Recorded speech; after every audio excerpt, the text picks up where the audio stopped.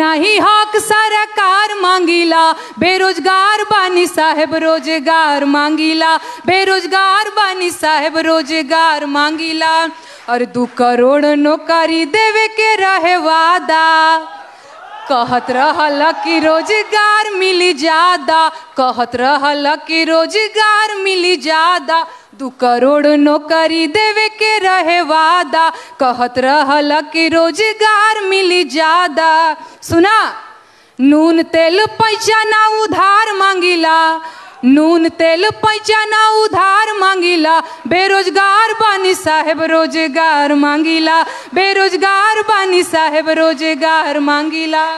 नवा लोग का कहता, अरे उम्र आधी आइल भइल जवानिया बेकार, नौकरी कहिया मिली, किया ही दादा कहिया मिली।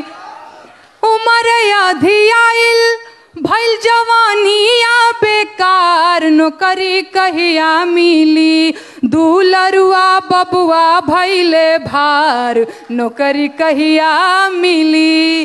और भीख नहीं हक सरकार मांगीला, भीख नहीं हक सरकार मांगीला, बेरोजगार बानी साहेब रोजगार मांगीला, बेरोजगार बानी साहेब रोजगार मांगीला।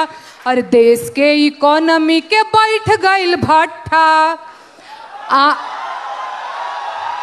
अरे आँख खोला देखा मलिकार हुए झूठा, देश के इकोनॉमी के बैठ गइल भट्ठा, आँख खोला देखा मलिकार हुए झूठा।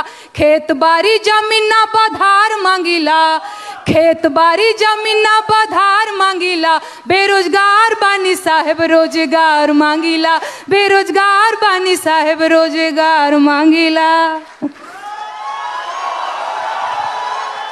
देखिए, यही तो भारत की खूबसूरती है। मुझे लगता है इसमें से कई लोग ऐसे हैं जो उनके लिए भी ताली बजा रहे हैं और इनके लिए भी बजा रहे हैं, तो ये सबसे अच्छी बात है। अच्छा, कितने लोग